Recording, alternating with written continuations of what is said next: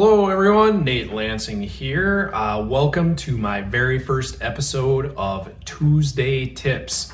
Every Tuesday I plan to do a video answering some frequently asked questions that I get all the time. So in this week's episode of Tuesday Tips, we will be going over what is earnest money. First of all, it's not this earnest. It's earnest money. What earnest money is a deposit that a buyer makes to a seller's broker, typically, that shows how serious they are in purchasing the home. This deposit protects the seller in the event that the buyer decides to back out down the line. So, how much is a typical earnest money payment by a buyer? Typically, earnest money is somewhere between 1% and 2% of the purchase price. The higher that the buyer submits in earnest money can tell the seller how serious they are in purchasing the house. The more skin in the game, as they say, the more serious a buyer might be. In what instances does a buyer lose their earnest money?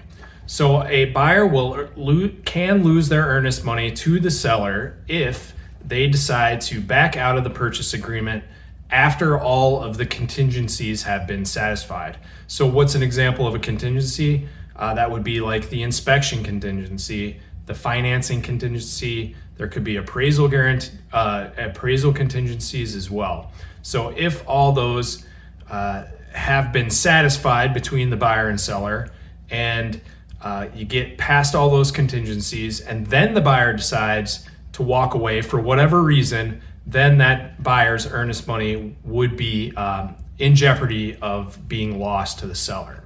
So what happens to the earnest money if you get to closing and everything goes fine?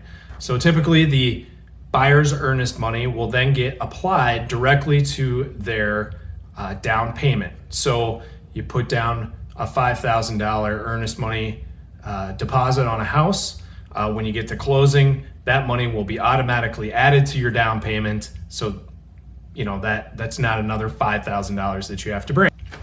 So that's a quick rundown for you of what earnest money is, how much it typically is, when a buyer might lose it to a seller, and what happens as to the earnest money when you get to closing. If you have any questions about earnest money or how that applies in buying or selling a home, I'd be happy to help out in any way I can, and just reach out to me. Otherwise, keep watching this space. For every Tuesday, I plan to do out a frequently asked question about real estate. If you have any questions, please send them in and I'd be happy to do a video about it. So I hope everyone has a great week, and I will see you next Tuesday.